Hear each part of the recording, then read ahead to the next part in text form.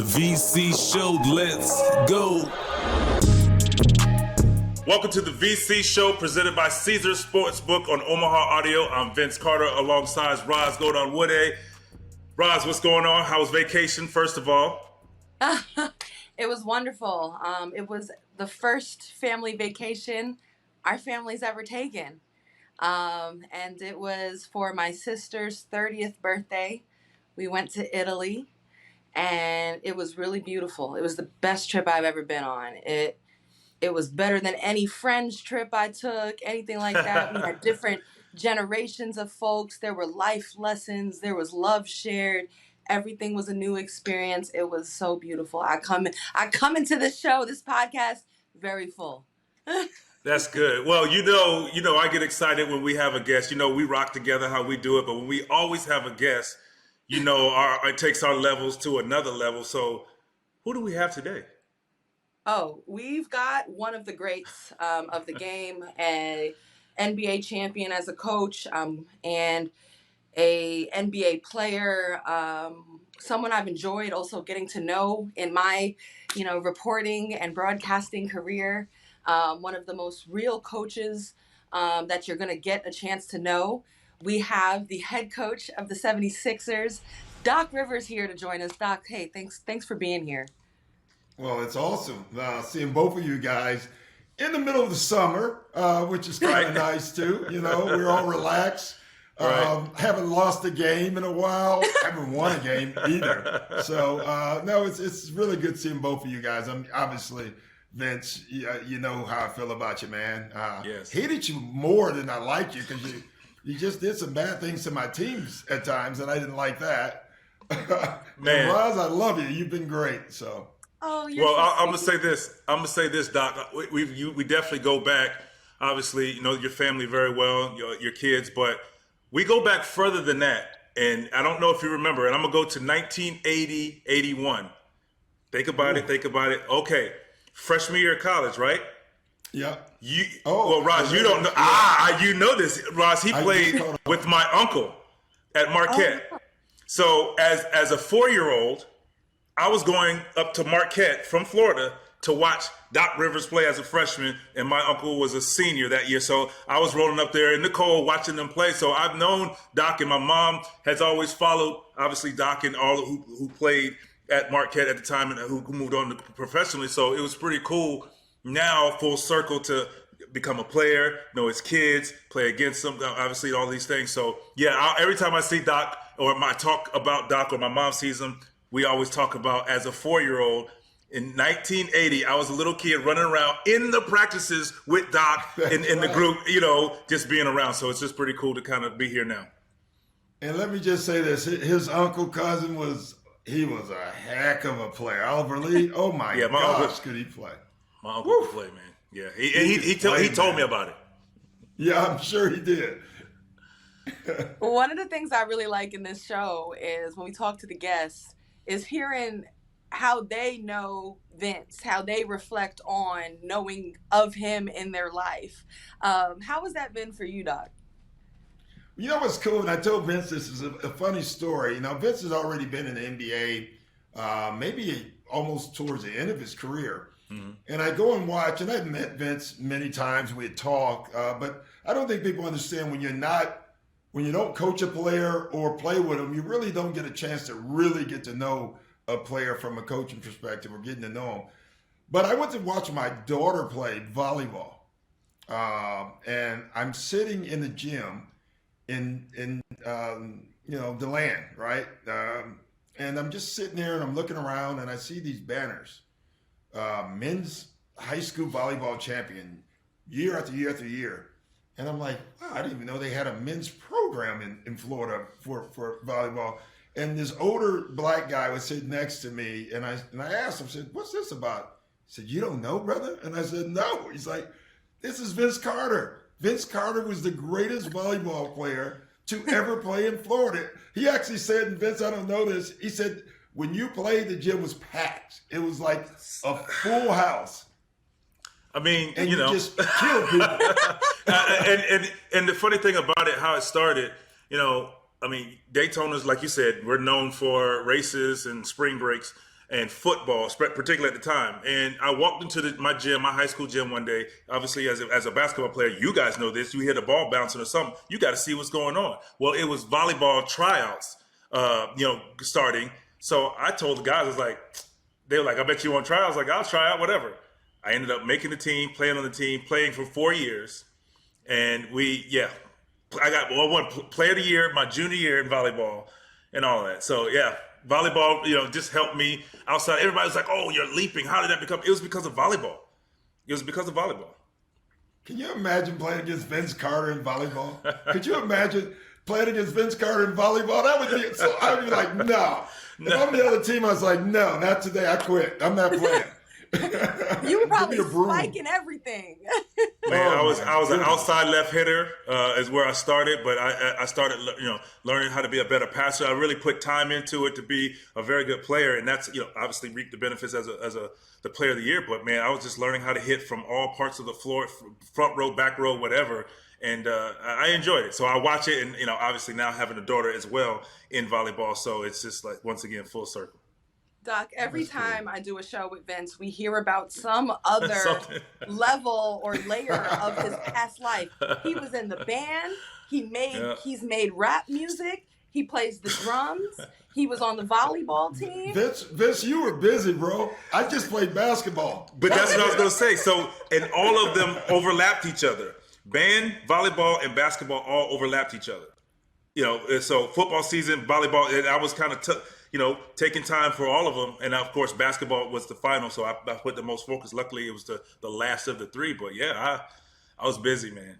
Yeah. But I made it work. The right choice. Yes, you made the right choice. Now, Doc, I know basketball is taking you a long way, but we're in the off season. I just came on here and talked about taking, the first family vacation we've ever had in our family. What are you doing to unwind right now? Non-basketball, are you golfing? Are you doing anything? I want to answer. I do want to answer this, but go ahead, Doc. I know the golf. Yeah, as much as possible. But I had hip replacement surgery, so I've been laid up. And it's funny because of that. I usually work like late August. I start getting into all my film watching again and stuff. I'm driving my coaches crazy, Sam and the group, because being injured, I figure I'm doing it now. So I'm calling these. I called one of my coaches last week, and it's beginning of July, and he's like, "What are we doing? Why are we having meetings right now?" It's because I can't golf, so I got to get the basketball part in. So now I'm pushing things the opposite way. But that's what I'm doing, and you never are away from it when you're a coach. I will say that. Having said that, you do learn how to unwind, and this is the time to do it. When you're watching film right now, what are the things you're replaying back from last season with the 76ers? Well, it's funny. I watched our teams, and then I watched like 7 other teams, which I won't name, that I've deemed as opponents this coming year. And, you try to watch like all the playoff games of your team, all the playoff games of the other teams. And then you have some thoughts, like you want to do some things different defensively and offensively. And so you try to get some ideas on, with James is a great example. Having James Harden now and getting him in camp this year will make a huge difference. But we got to make it work. We got to make it fit with him and Joel and with Tyrese and with Tobias. And so you're looking at all the ways and all the things that James can do. We know he can score, but I think what people don't know how much he can pass and do all these other things. And so you're looking at all that stuff and what makes your team the best, and what can he do to help us do that?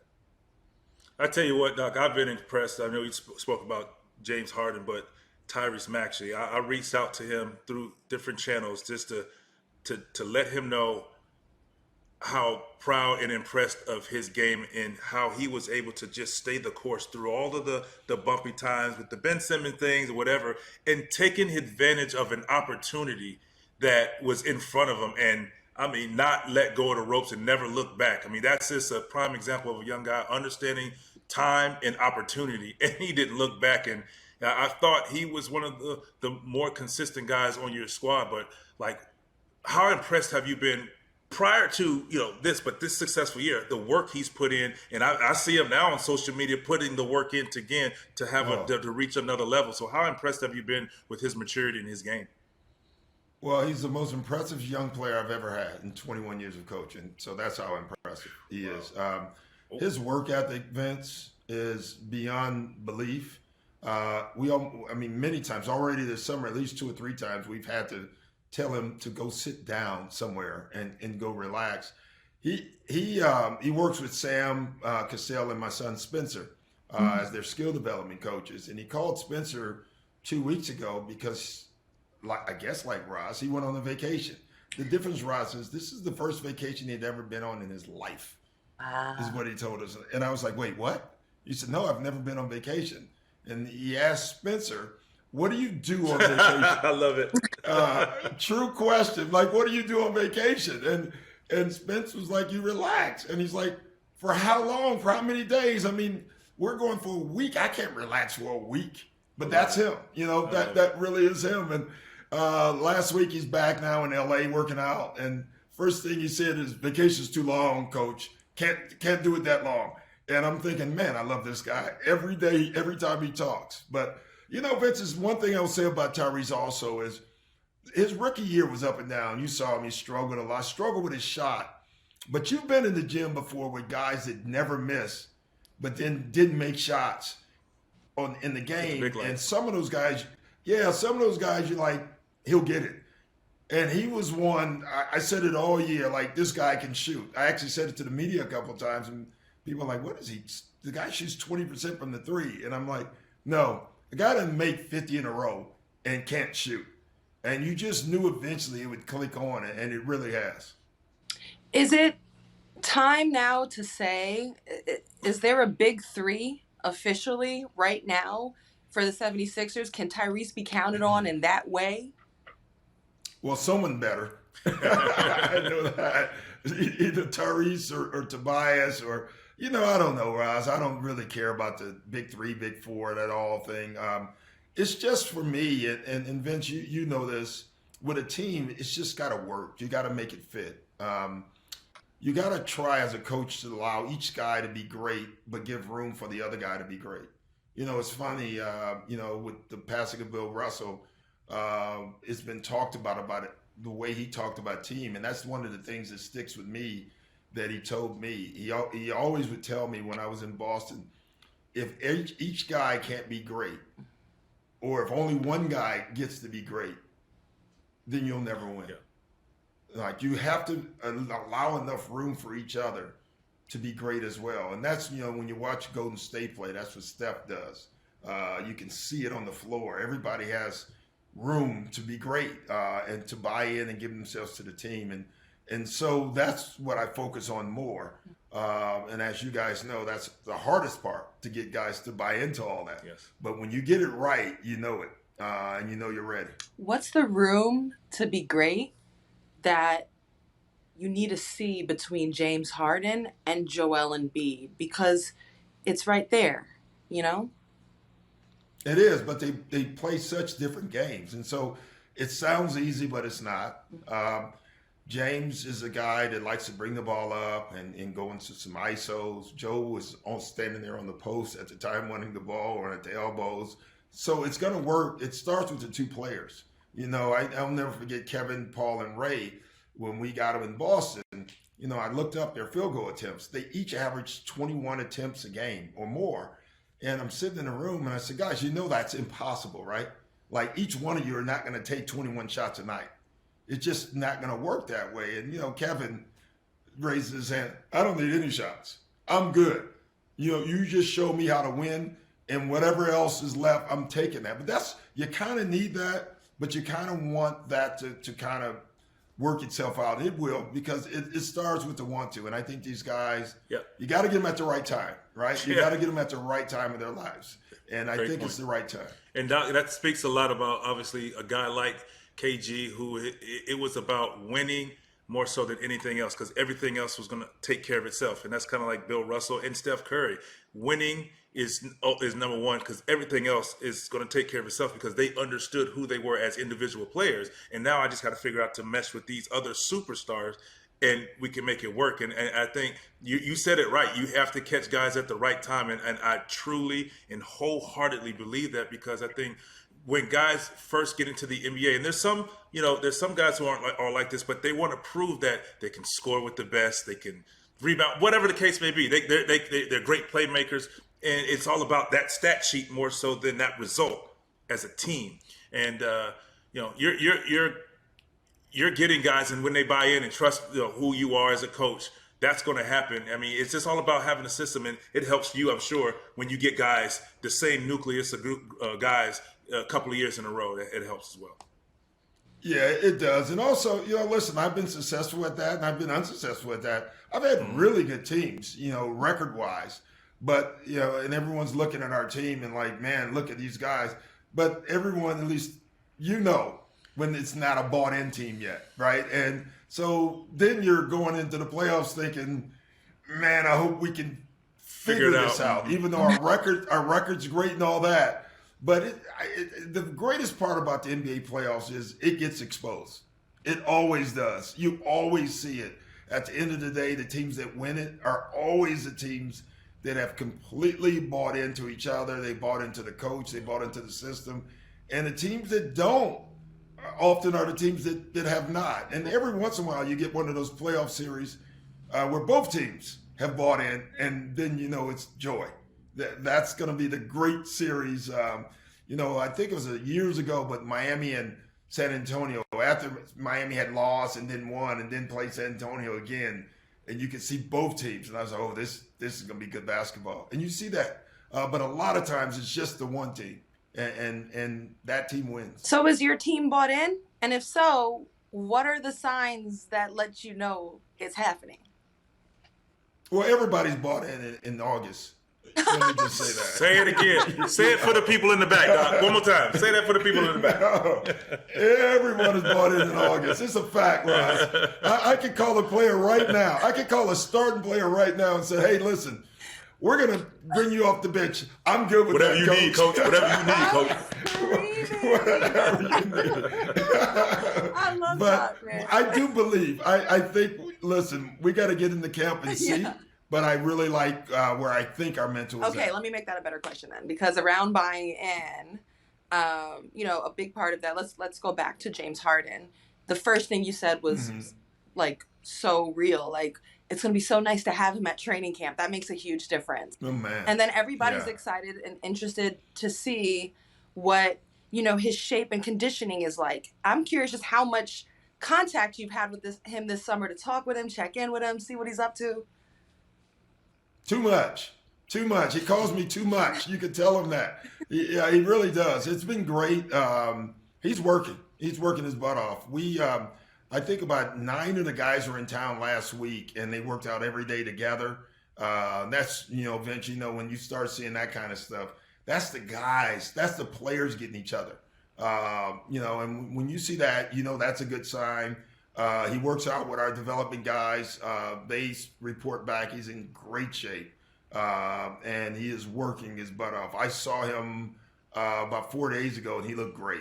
Obviously I didn't see him play, but I just looked at him. And so, James knows, James did some good stuff this summer for the team, like giving up money. It's I always laugh at that, and it's awesome, right? It's awesome that he did that. And fans always like, yeah, that's the great thing to do. Yet there's no businessman that would ever give up money for his own. I always laugh at that. Like, athletes are supposed to, but businessmen are not. I'm never, that thing's always. But James, in this case, I thought was the perfect thing to do. He knew he was in a tough, negotiating position himself from last year. He was honest about that.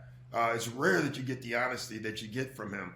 And then secondly, he was like, listen, I want to win. How can we do that? How can I use my contract to help us win? So it just tells you that right now he is in the right place. And we needed him there, honestly, because we would not have been able to do what we did without the help from James this summer. I very much see news coming out, and I see the game as an athlete, as a player, so my mindset in seeing that was like, man, James is committed. He's serious about this chip. That was something great. That was because I'm a fan of you get the money while you can, but I was like, I saw that as sacrifice for the greater good of the team. However, headlines that came out of that was, well, suspicion of tampering within the organization. Perhaps there was a handshake deal made before to allow such proceedings to happen. And naturally, the scene is so competitive that people start to get cynical like that. But as an organization, how do you handle probes like that around tampering for the 76ers? Well, you just do. You handle it because it's not true. I mean, honestly, when James did this and said this, first of all, we didn't know what we were going to do with the money we were getting.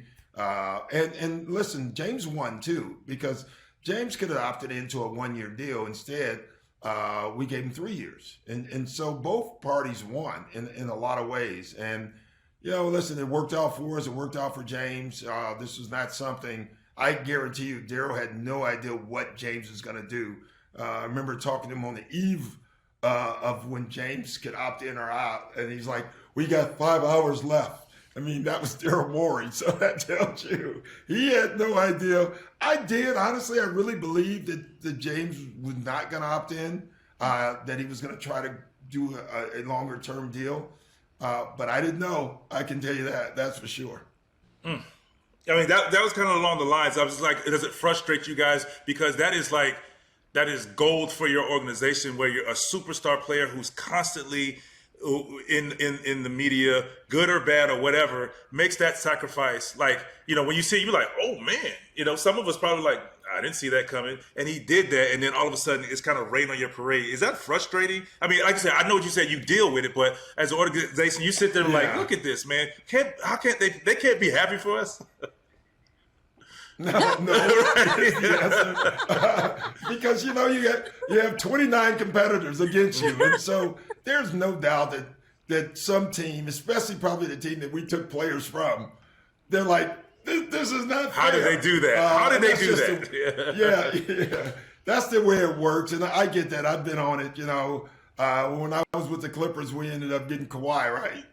Yeah, the whole league was all over us, about it, and. So it's just the way it works, but this is a competition, bro. And not only getting PJ Tucker, I think one of the moves that people aren't looking at is DeAnthony Melton.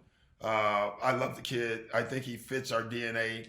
And I was honest with our team and our organization after the season. Like, we wasn't good enough to beat Miami. They were tougher. They were more bought in, and we needed to add some toughness to our team. And getting PJ obviously handles a lot of that, but DeAnthony Melton is the same DNA as that as well. And so we needed that on this team. And he can make shots. He can shoot the ball. And playing with Joel and James, the fact that you can make threes and make plays, it's going to be huge for us. Doc, you talk about toughness. I thought Joel Embiid showed a lot of toughness this season. I've followed a lot of his career. For the most part, he was available until he got dinged up towards the end, and he was still playing through all of those injuries. First and foremost, what is it going to take, do you think, for Joel to win an MVP next season? Don't you get me started on that, Russ. I was in a good mood. And now listen, and I don't want to, it's funny, I don't want to take away from anyone else. Because the Joker is a hell of a player and deserves whatever he gets. But I just really, really believe that Joel was the winner of that this year. And I just thought some of these, and I don't want to kill people, but some of these analytical voters and the metrics they were using was absurd to me, and obviously I'm biased towards Joel because I've seen him do the work. Yeah, Joel. When I took this job 2 years ago, he needed to be in better condition, right? He needed to do some things, and he's done them. Our first year, he took a huge jump. Then last year, he took an even bigger jump. I think he's going to take a bigger jump this year. I think he's outworking what he did the first 2 years. I think this year he's actually outworking those years. And so that usually means work, usually means progress.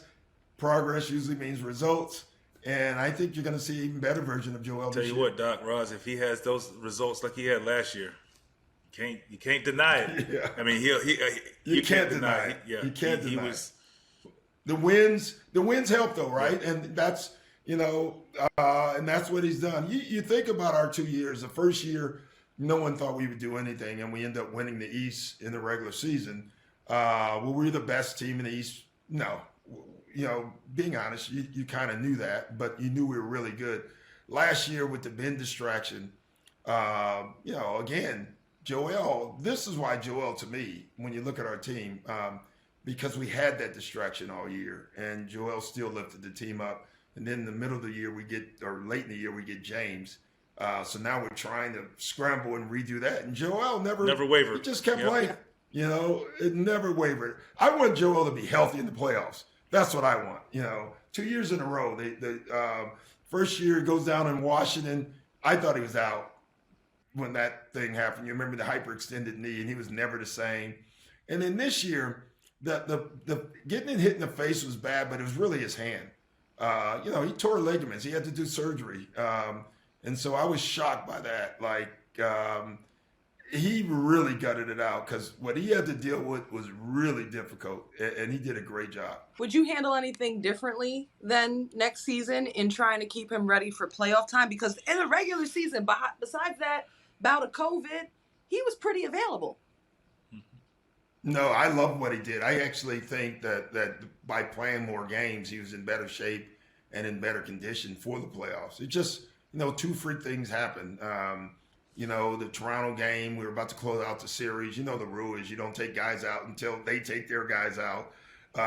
And we actually had a guy at the table, going to the table, and he gets hit in the face. The hand, though, you can't. That was just a freak thing. Basketball. I don't even remember how that happened, but yeah, it's just basketball. Someone swiped down and hit his hand, and I remember the reaction from Joel, but I didn't think it was that bad until the next day when they told me it's not a good injury. I had that injury. I had surgery on my thumb, so I know what he had to deal with. What's Joel's leadership style? We kind of talked about it this season, but how does he step up in that way? And his leadership may not necessarily be the guy who's Rob, but I'm just curious about it because it is, I think, and I might be biased, I always feel like guards lead teams well, but you got a big man as your leader. How does he show up in that way? Yeah, best players lead by example. I've never, the rah-rah thing, and Vince, it's great and all that, but at the end of the day, you got to lead by showing up and making yourself available to your teammates. And that is something Joel and I have talked about a lot. He has gotten from the day I came into the door to now, it's night and day. Now we hold him accountable for it. And what makes Joel great and what is going to make him even greater, he allows us to. Joel, the team's going to dinner. Need to go. I mean, just little things like that because the other players want to just be around and share with the best player. And when the best player shares back, I had this saying, and I had it with Kevin Garnett and Paul Moore. I used to tell Paul Pierce all the time, we already know you're Paul Pierce. You don't have to show us. You don't have to show us you're Paul Pierce today. We already know you are. What we want you to be is a Celtic today, and to fit in with us. And so Joel has done an absolutely wonderful job. You could tell it's a conscious thing for him to make sure he does that because he's, as crazy as it sounds, I'm a loner. Joel's a loner. And so you have to kind of force yourself to get out of your comfort zone, let's say, to try to fit in sometimes. And Joel has done that. Yeah, I remember you told me once about him, I think something like he used to maybe sleep on the plane, but has made a conscious effort to be awake and just be present with his teammates on those plane rides.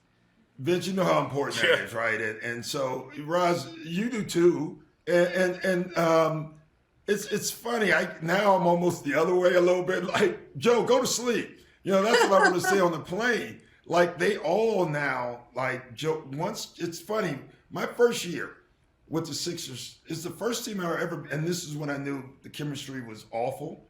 It's the first team I've ever been with that they didn't play cards. What? On the plane. What? I was like, wait, what? This is strange. This is everyone was doing their thing. Doing their own thing. And then finally, I talked to Joel about it, and the next thing you know, he starts having the card games. Now I walk up in the plane, the whole team. First of all, you know you played because you brought a player back like, yo, y'all not playing cards? What's wrong with y'all? Like, but I mean, that's just the norm. You walk on a team plane and you will see that. And you know, some people are like, oh, you know, it's because, but it brings the team together, you know, and it's important. Yeah, what's it the brings it importance, together. Vince, in your opinion, of like plane and road culture, and what was that like for you? It's nothing like it. I mean, when you're on the road, that's when your team bonds the most. I mean, whether going to dinner, you know, even going out together, like not just a couple of guys. Like you get a guy, you go out together, you play together, you know, you have fun, you have those stories, you create those memories, and that's when a guy will have you back when you know you're together on simple playing when no one's looking, like an airplane trip, like playing cards. Even if you sit there, sometimes we got guys who didn't gamble or didn't know how to play. They're still sitting there watching, laughing, joking, having other conversations while you're playing. That means a lot when you're getting into the playoffs and you're battling the other team and there's a little scuffle and you see who has each other's back and who just sits over there and watches. It gives you equity though, Roz. It does. It gives you equity. Like it allows you, when you got something to say to your teammate that he may not like, because you have spent so much time with him. I'll take that from my guy. Yeah, Kevin. Yeah, I'll take that. I hear you. And Kevin Garnett used to tell me he played cards only. He didn't even like playing cards, but he played every flight, the whole flight, because of that. He thought it was something good. I tell you what else, and Vince, you brought up, when you're in the playoffs and something bad happens, you know, let's say a guy messes up or you get into it with the guy or two players get into it. When you get on the plane as a coach, the first thing I do, I always kind of peek up front. Are they playing cards? and if they are, that means you're okay. That means you can see the two guys talking, everybody's talking. Eventually, doing the card game, it comes up, and they talk it out, and your team's back whole again. So those are little things. You don't get that at home. When you're at home, you go home. You go to your friends, your wife, your family. You get it on the road. And that's something we talked about a couple of times ago about coaches who've been players before. If you've been a player, you know what to look for, because as a player, you know that because you look for that. But now as a coach, you know from the player's mentality, you look up there and say, are they figuring this thing out? And then usually when you start playing cards, you argue a little bit and it becomes a joke. Like, bro, you weren't tripping or that, man. You see it, man. He had the veins popping out or whatever the thing. And it becomes a joke. And then that small thing brings your group together. And, you hearing that from a guy who's played basketball, who understands how important that little nuance is. It's so important. And you can miss some things. I'll tell you the craziest story. I'm not going to say any names. All right. But I will tell you my coach name. I was coaching the Celtics, and in the fourth quarter, with about 7 minutes left in Indiana, I look at Ty Lue, who's one of my assistants, and he's got gym shoes on. And I said, Ty, what the hell? Why would you change gym shoes? There's going to be a fight in the locker room after the game, and I want to make sure I'm not slipping around in my shoes, trying to break the fight up. And I hate when I miss stuff as a coach. I'm like, a fight between who? And he said, you know who? These two guys, they started and shoot around, and now it's taken to another level. I'm just getting ready because the one guy has already said it's going to happen. Now, that game, I think we clinched home court, like, for the playoffs or whatever. And I'm walking in, and it whoosh. I mean, they went at it, and we broke them up, and then two other guys went at it. You know, people don't realize this stuff happens.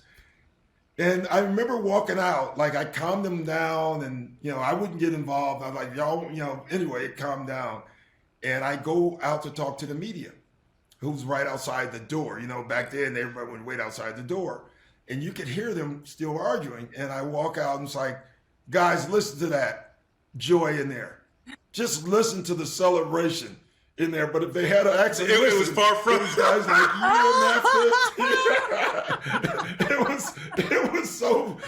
it was like a joke amongst the players for like weeks, because they saw the interview and they were laughing at what was actually happening. But even that stuff brings you together. That stuff you rarely get at home, because then those guys had to get on the plane and you saw them playing cards and talking it all out. And that's this kind of stuff that happens. Doc, what's the difference? I'm glad. And this is for Vince too, if you want to jump in. But like, I feel like for media and even for fans on the outside looking in, you remember when this season, I think Jimmy Butler and Coach Spo, there was a public moment on the court. Or if you think back a few years, hearing the arguing of Draymond Green in the locker room, or Draymond and Kevin Durant. And what's the difference between these like little skirmishes that get out to the public eye that you would label as, hey, that's part of it, that's healthy, and also when it's okay, you know, I should be concerned as a coach or as a player? Boy, I'll say it goes both ways.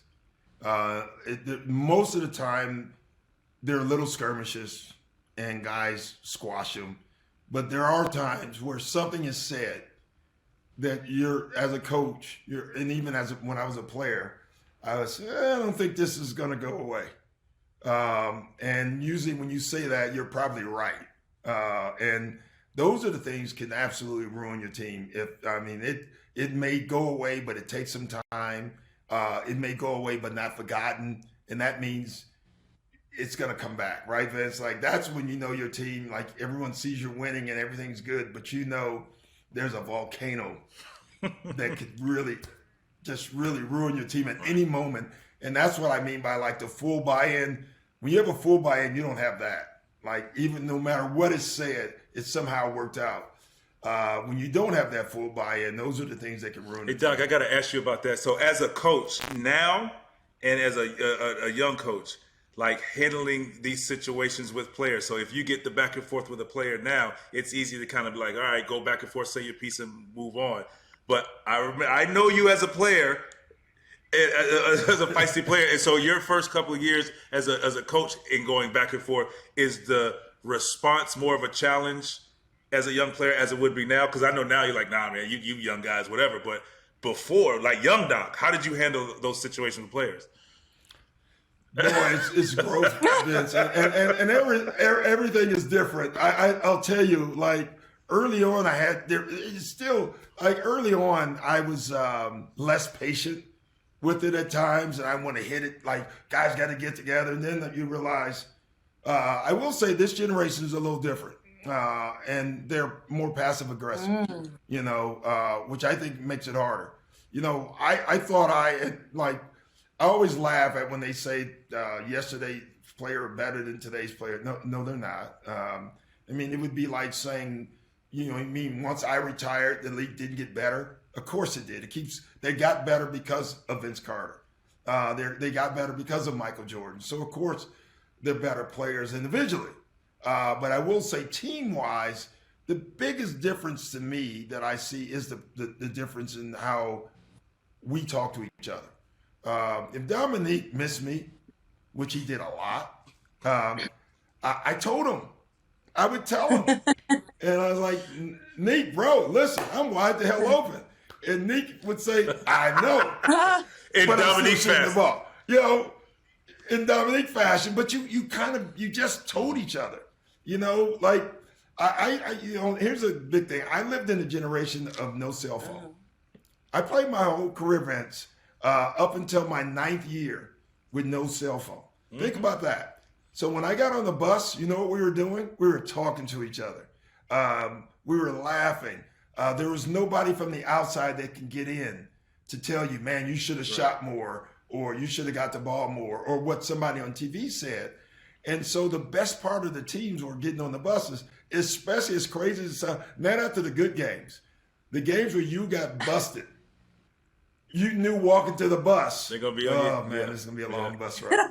they're gonna kill me tonight. You know, Michael, let's say Michael scored 50, which he did on me once, and I'm walking to the bus, I'm thinking about, all right.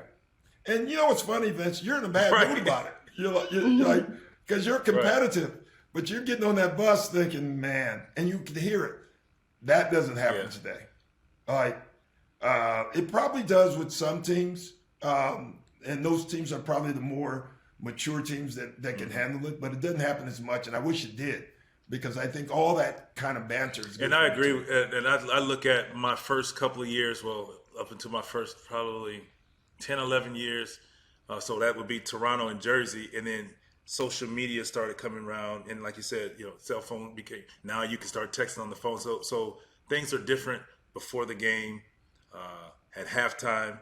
More guys go to their phone more so, and social media plays such a huge role to the mental of young guys now, and can affect the difference in a half because of what someone said on the social media, which I always believe the biggest cure was you just don't turn the phone on. Like, you're still at work, go watch your film and fix the problem, and you worry about what's being said in your locker room. So that was where I struggled as an older guy. Oh, man. I struggle as a coach. I still do at times. You walk in and, early on when it first started, I'd walk in and guys would, put their phones up, like try to hide it. And I remember my coaches, especially like some of the old school coaches, even the young, I remember Sam Cassell, they got guys on the phone at halftime. And finally I just say, yeah, that's part of it. That's what we got to deal with, and then you could tell, like, a guy struggled or someone must have said something to a guy at halftime outside your locker room. Pat Riley used to call it the peripheral opponents. The peripheral opponents, when he coached, couldn't really get to the team until after the game. And now they can get to your team during the game and halftime of a game. And you have to deal with that. Guys have their own skill development guys that they'll talk to. And, the one thing about a skill development guy, his job has nothing to do with the team. The individual. He's just that guy. Mm-hmm. So the individual guy, so he's telling that individual guy, I think you got to get more shots up. Now, that doesn't mean that's good for the team. He's just doing his job, what's good for the guy. But that's terrible for our team. And that's the kind of stuff you do have to deal with now as coaches. It's funny, college coaches have these rules. No cell phones in the locker room. Well, that sounds great. But I'm coaching grown men that have their own kids. You can't tell them not to have a cell phone. I've been on teams that tried it. Nor would I. I've been on teams that tried it. And how did that go, Vince? How did that go? Explosion. Really? Explosion. Because like you said, it's just everybody has whatever. So, like, for me, the only time I was on my cell phone, make sure my family and my friends got their tickets and got in. After that, I'm good. I didn't look at it again, but that's what I was used to. I didn't grow up in the social media area. I didn't have a reason to look at my cell phone. The only time I would get a message if I got a phone call. We didn't get text messages until later on. And sometimes I would sit in the locker room after us playing a bad half and look around, and you see everybody like this. Everybody, you just see this rolling up, and it used to frustrate me. Or I'm talking about or at halftime, and I'm like, so I was sometimes arbitrarily like, hey man, what we gonna do about this pick and roll here? What was that? What you say now? It used to frustrate me. So that was just the difference, and I had to learn that's just the way it is now. And how can you combat that? So sometimes when you see a guy frustrated, you get frustrated. I'm like, well, turn it off. That's how you turn them off. Turn it off. Yes. And then you don't have to worry about them to the end of the game. So it's just tough. I've seen the guy come in after a game once who was kind of happy, and then he grabbed his phone and was reading it and was so upset that he left without taking a shower, which is a cardinal rule you should never do, by the way. But it was because someone had told him, man, guy on the broadcast thinks you're selfish or whatever, and now he's mad. It had nothing to do with the game, and it's from some dude that had an opinion. Translated what Roz and Vince said in the broadcast. Don't put this on me. It's what you have to deal with. This is not a funny question. It is what you deal with, and it's part of it. This is not a funny question. I'm dead serious. Have you ever done things to prepare yourself to better communicate with this younger generation of Gen Z and young millennials? Have you read any books about it? Like any studied things, like things like that? I've done therapy. I've met with I met with a guy the other day, a great, connector of people, of young people. And, he has books out. I love coaching. And I actually just love what I do, even if it wasn't coaching, like this communicating part. And so I don't, Chuck Daly, who I think was one of the greatest communicators of a coach, maybe of all time. I remember in his last year before he passed away, we were talking, I asked him, like, if you could do anything over again in your career, what would you do better? He said, communicate. I said, wait, Chuck, you were a good communicator. And he's like, that's the point. You can't enough. You can't make assumptions. You can't assume, well, he'll get it. He knows what I'm talking about. He knows how I feel. And you get that wrong sometimes, Raj. You say things. I'm still like, there's times I say, this is a different media now. You know, the media that I used to have, it's the same group of guys. They were at all the practices. They kind of knew the team. You don't have that anymore. You know, you'll make a comment now, and it may be the comment, you may mean one thing, but someone else hears another thing. And now you have to deal with that. You know, Ben Simmons, I use that as a great example. You know, after we had just lost Game 7 at home, one of the reporters asked me, do you now think Ben Simmons is a championship point guard? And my answer was, guys, I'm not answering that question right now. That had nothing to do with me saying anything about Ben Simmons. I was saying, I'm not answering that question right now. Unfortunately, it was taken like I was saying I didn't know about Ben Simmons. You know, I called Ben the next morning and explained it to him. That's not what I meant. But it was too late. And, you know, we probably, you can't get do-overs. If I could do it over again, I would have said it differently, but the same way. Guys, I mean, I love, Ben Simmons. Having said that, I'm not talking about that right. You know, that's what you don't get do-overs, and things take a life of its own, and you have to deal with it. And like listening to you discuss communication and the importance of it, I actually was even thinking about Ben Simmons in my head, and hearing you say you wish there was a way to have handled that one moment differently in how you communicated the answer. But even before that, usually when that happens, there's a buildup. Like, do you think before that, the wave and level of communication between you and Ben was where you wanted it to be? Oh, it was good. It was really good. I mean, you think about it, it was his best year of his career. Yeah. Ben had a great year that year until, unfortunately, the playoffs. And, you know, then that one game happened. And, you know, really the whole playoffs, you just didn't play great in the Atlanta series. And, you know, we had a great season as a team and Ben struggled in that series. So did a lot of us, by the way. It wasn't just Ben. You know, it's funny, the little things that don't get out. Like, so last year, beginning of the year, because I heard some of our players, you know, try to pin that, you know, on one guy and all that. And so what I did was we watched the game last year. First thing we did of training camp, we watched the game and edited version. And I showed all the mistakes we made as a team. And at the end of it, it gave guys a whole new perspective about winning, you know, broken plays, missed assignments, forget missed shots and stuff. That's human. That's basketball. But I thought it showed us, and even on the famous Ben play, you know, if Ben had laid it in, we would have got 2 points. Ben threw it to Matisse. Matisse got fouled. He made one free throw. We still got 1 point. So it's just a -1 in that instance. So it wasn't as big as it looked. And that's the point I was trying to show our team. So you do a lot of team stuff like that to try to get them to understand about winning and about communication and about messages. And that was the message to the team. Have you had the chance to get the closure around that with Ben that you would have liked? Have you spoken to him about it? Yeah. The closure was really that. One common thing had nothing to do with why Ben wanted to leave. All right, let me just say that. It was a lot of things has been told me and publicly now that happened long before I got there. What frustrated me was that I still think it shouldn't have been enough to want to leave. I just didn't, and I told Ben that. I kept telling him that this is not why you want to leave a team. You work these things out. They didn't get worked out. And so, yeah, we've had one talk, not a long talk, but we did have one good talk. Ben called me afterwards, which I thought was great. And we had a good talk. But, you know, the point was he was already leaving.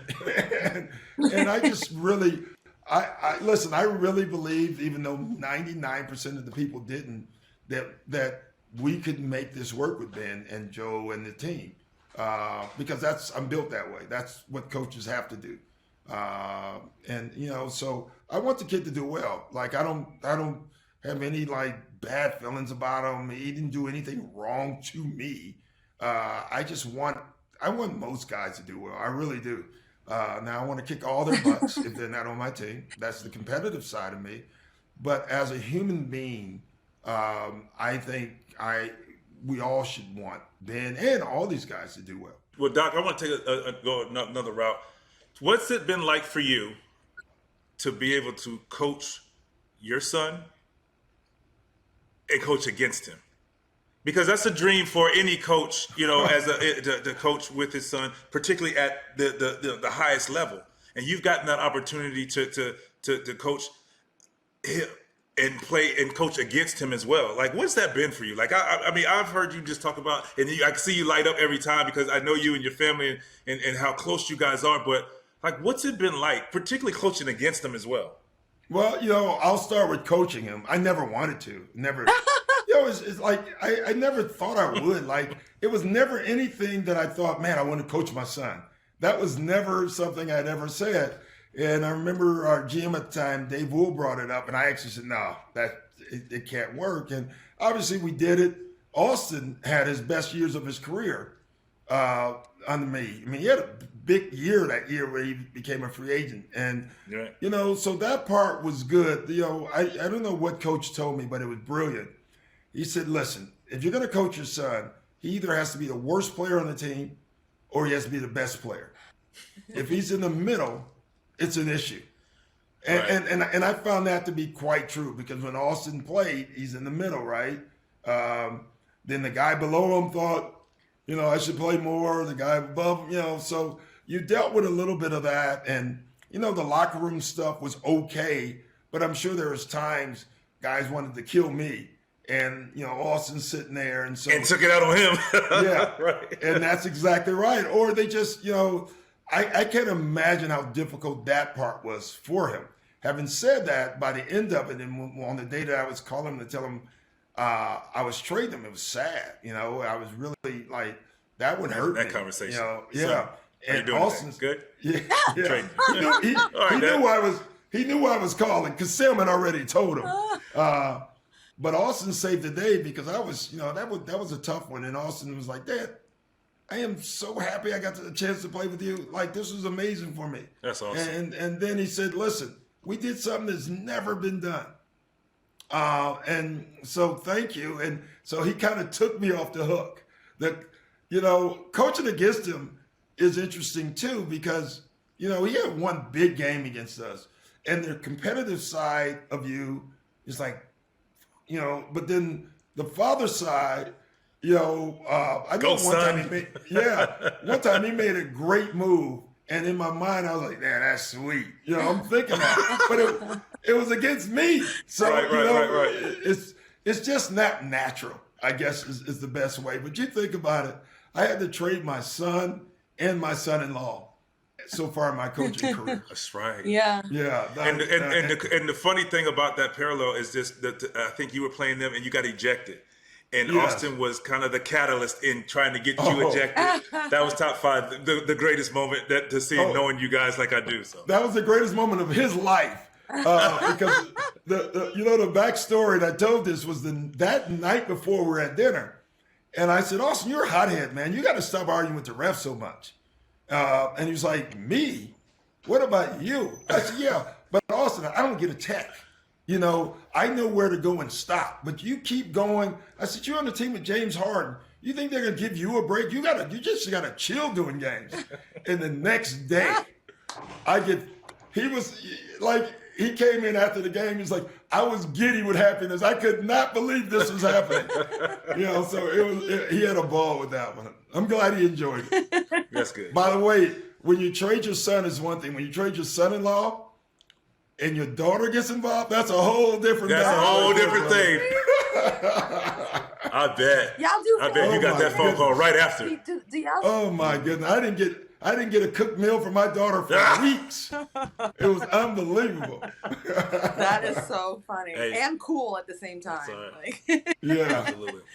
Well, we thank Doc, you, we appreciate you. Thank you. Thank you, man. We appreciate your time. I mean, you're legendary. I mean, you've been great, and you continue to do great things. And I hope you're able to get back on that golf course soon and do what you do. Soon, I know Vince. how big of a golfer you are. Doc. I love playing it and watching it. So, Doc, when we have games and we get that little 3 to 5 minutes with the coach before the game, and you're the best. You're just so captivating. oh, I appreciate it. You are just wonderful to listen. Try to be honest as I can. Yeah, you really do. Is the key.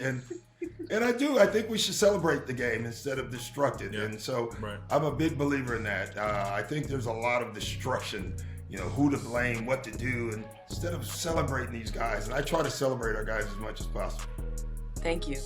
Once again, thank you, Doc. Appreciate it. Thank you, guys. Great seeing you guys.